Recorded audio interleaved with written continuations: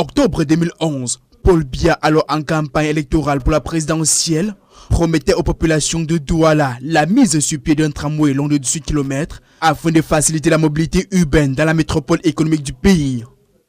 14 ans plus tard, le projet censé révolutionner le transport urbain dans cette ville du Cameroun ainsi que dans la capitale politique reste attendu par les populations. Et nos gouvernants nous ont déjà démontré que tant qu'on n'a pas vu, il ne faut pas accepter. Donc pour le tramway, vraiment, il faudra encore peut-être que cela se réalisera quand nous ne serons plus vivants. Pour dire c'est utopique. De tels projets d'envergure et qui n'auront duré que le temps d'une annonce se comptent à l'appel et dans divers secteurs. Annonce en 2015 d'une unité d'assemblage des voitures à Crébi, projet de construction de l'aéroport de Crébi en 2014, vaste programme d'industrialisation de la filière manioc en 2017, projet de production à grande échelle et de transformation du maïs dans le non.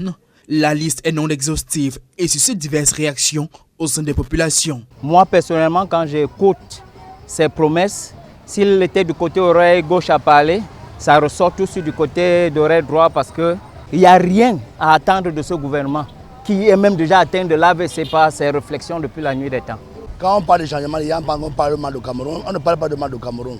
La non-concrétisation de ces projets estimés à des centaines de milliards contribue à fragiliser la confiance envers les institutions, pense le journaliste spécialiste des questions d'économie, Aloïs Ononak. Si on avait réalisé autant le chemin de fer entre Edea et Kébi que le chemin de fer entre Douala et N'Djamena ou encore l'axe routier ultramoderne entre Yaoundé et Douala, on aurait fluidifié l'économie, on aurait maximisé l'attractivité du pays, on aurait créé des emplois, bref, en un mot comme en mille, on aurait eu une panoplie d'avantages. 2025 est plus que par le passé, les populations attendent des actes tangibles et non plus des programmes qui ne constituent que du vent.